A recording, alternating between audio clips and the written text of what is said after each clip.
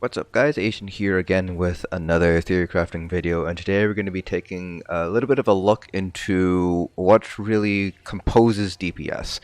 So this particular thread was kind of inspired by a forum thread which you will find down in the description below.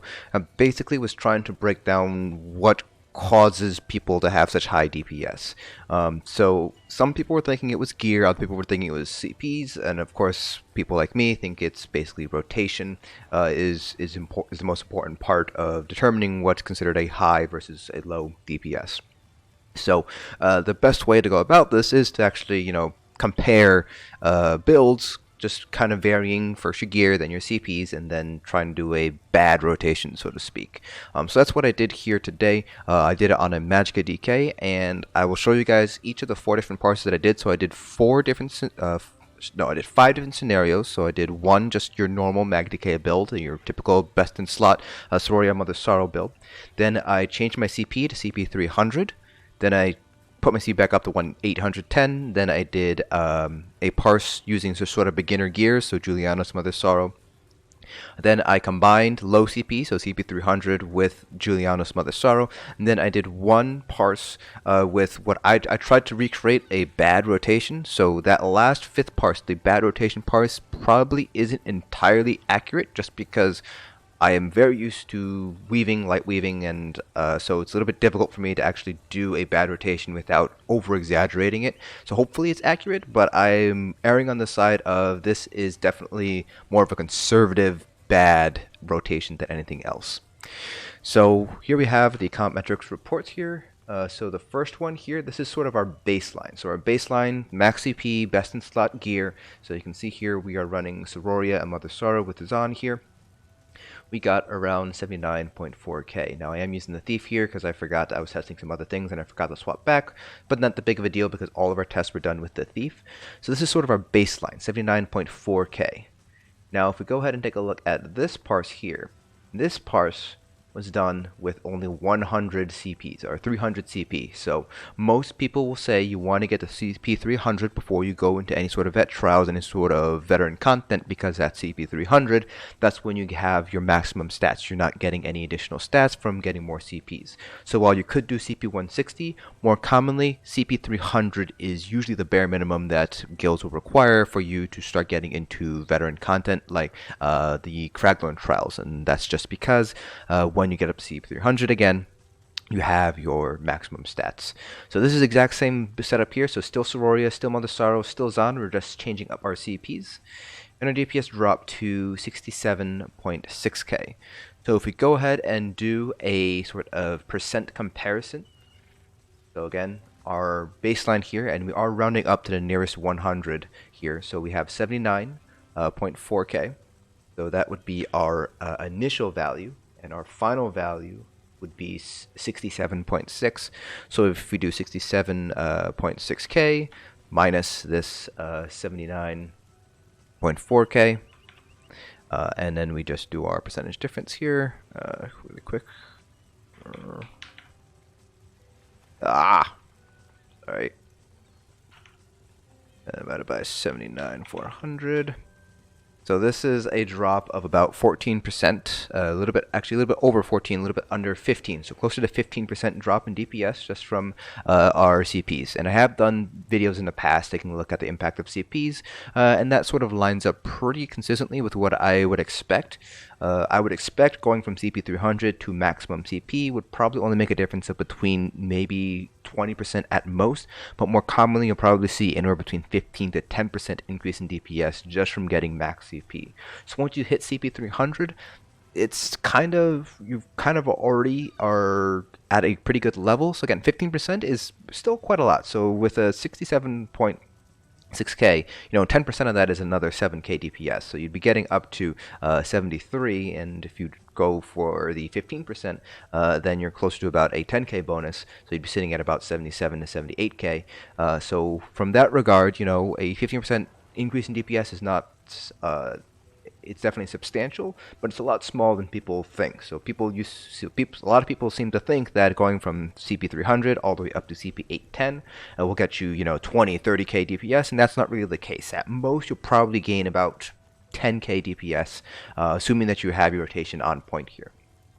The next parse is this one here, which is with beginner gear. So this is running Mother Sorrow, and we are running Arcane, not Bloodthirsty. So this is like you just started picking up gear here. Julianos, Grothar, and we are not even using Maelstrom Staff, we're just using double Inferno Staves here of Mother Sorrow. You can flip-flop them obviously, so you can use Julianos Staves and just use Mother Sorrow body, but this is kind of what I decided to set up with. And this is with max CP, so this is with 810 CPs. And our DPS was 69.6, a little bit higher than what we had earlier. And again, if we go ahead and take a look at our overall percentage difference, that's around a 12% drop in DPS compared to our baseline, which is again 79.4k. So again, pretty similar to what we saw with CPs, a little bit better overall. And again, that's to be expected. A lot of people seem to think that, oh, I need to get Sororia, I need to get Spell Strategist, I need to get Mother Sorrow in order to do very good DPS. And the truth of the matter is, you kind of don't. So again, this was with Julianos and Mother Sorrow. Mother Sorrow is a very solid set, an overland set, and you should try to get this set here. But this is without the Maelstrom Staff, this is without Zahn, so you're using Grothar. And you're running a very old 5P set at this point, Julianos.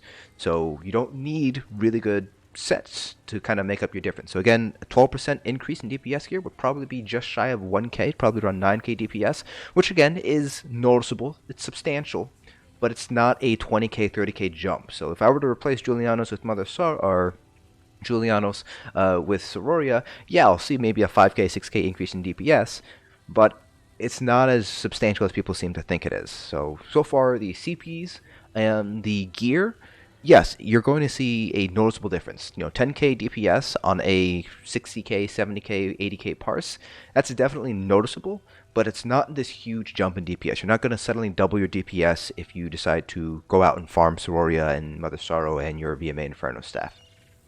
This fourth parse here, this is with 100 CP, and just beginner gear. So again, Mother Sorrow with the Julianos and Grothar here. And the DPS we were able to pull here was 57.9k. So again, taking a look at the percentage difference here. So again, this is low CP, so CP 300, and with beginner gear, so Mother Sorrow, Julianos, and Grothar. So if we just do the percentage difference again, we get a 27% decrease from our initial parse, which is 79.4k. So at this point, yes, you're going to see big differences. So combining your CPs and sort of beginner gear, yeah, you're going to start seeing a much more substantial difference here. So, a 5.58k parse like here, quarter of that, around 25% or so, that's another, 12k or so. So at that point, yes, it starts becoming much more substantial. You're going to start seeing a lot more gains when you have bad CPs and or low CPs and you have relatively low end gear. But it's still not that bad. So again, this is, a pretty decent parse overall. I have my very good rotation going on here. So even with as long as you have a good rotation, yes, it does seem to be a big decrease, but again, it's not a huge jump. So you're not doubling your DPS. So doubling the DPS would be a 50% decrease, and we're not seeing that. We're seeing a 27% decrease. So yes, pretty large jump, but it's not doubling your DPS. So going from CP 300 to 810 and farming out your gear, you're not suddenly going to jump from 15k to 50k. You're probably going to jump from 15k to maybe 25k. All other things remaining constant. So yes, CPs and gear does make a difference, but it's not quite as big of a difference as people seem to make it out to be. And then this final parse here was my attempt at doing a bad rotation. Again, I'm very used to running a mag decay, and so it's hard for me to do a bad rotation. So what I tried to do was I basically tried not to let attack so often and try to let dots fall off, but I still did pretty good uptime on dots.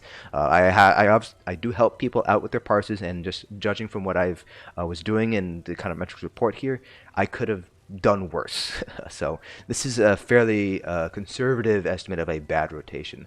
If you just take a look at the minor force, for example, 88% compared to our baseline, which is 97%.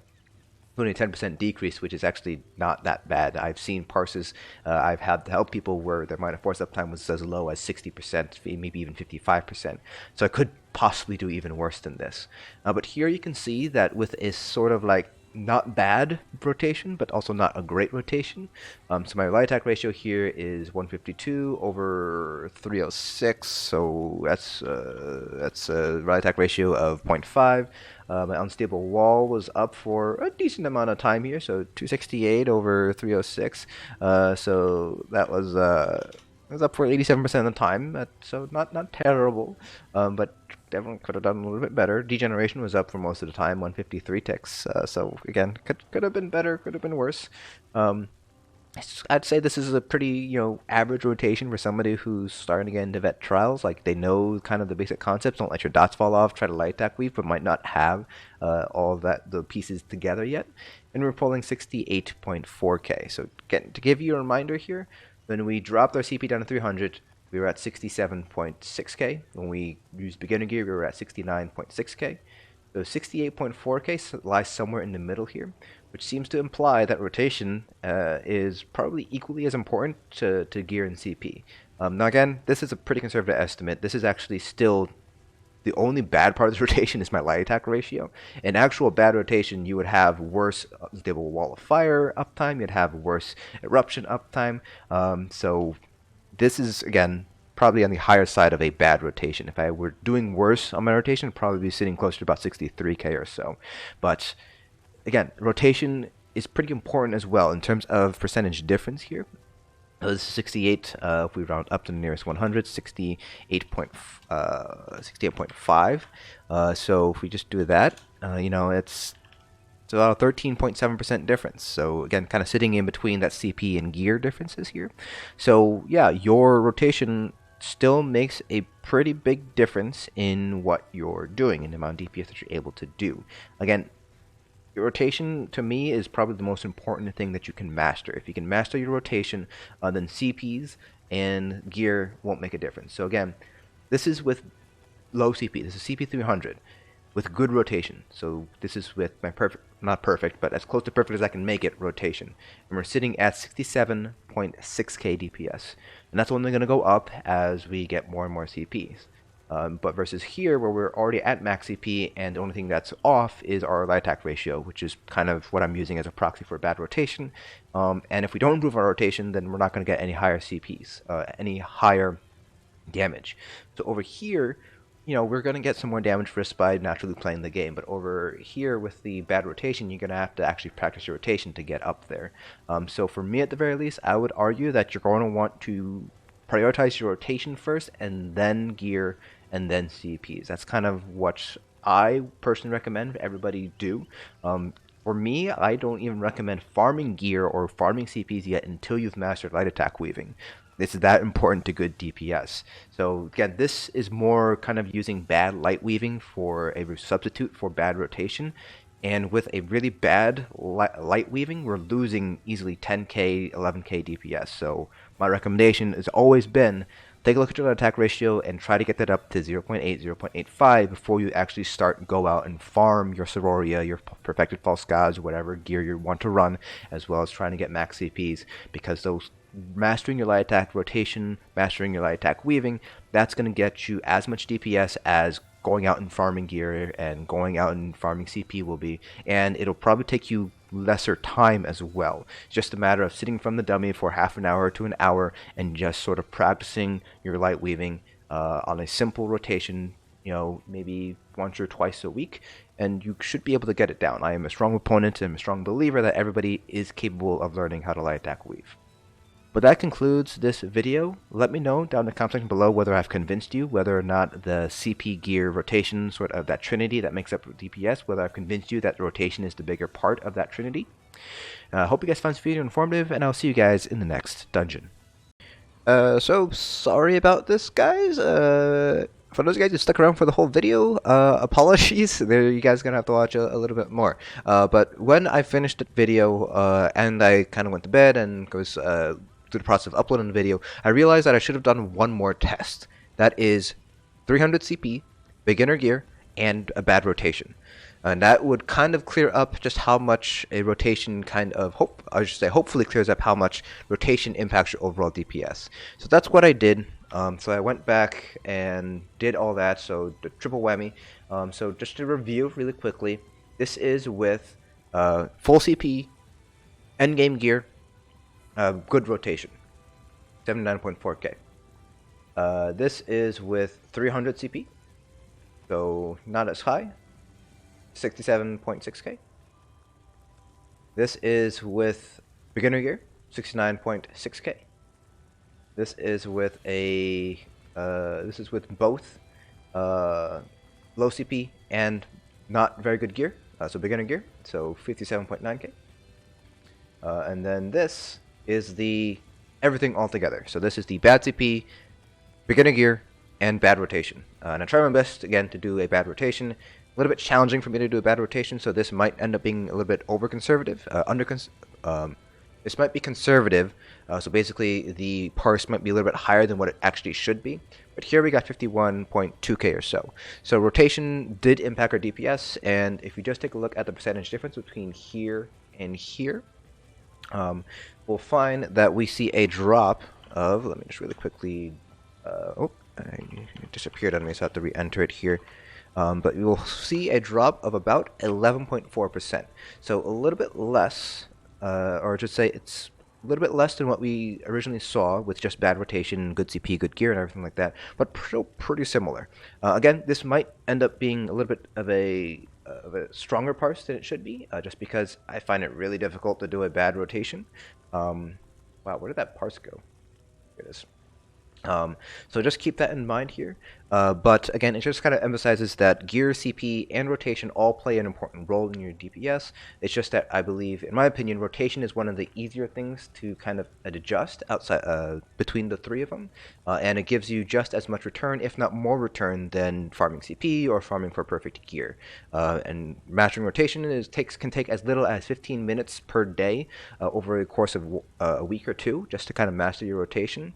And so I'm still a proponent of master your rotation first before you start worrying about CP and gear, just because you get about the same amount of DPS gain, and it's arguably the easier way to get that DPS gain. But now this is actually the end of the video. Hopefully you guys enjoyed it, and I'll see you guys in the next dungeon.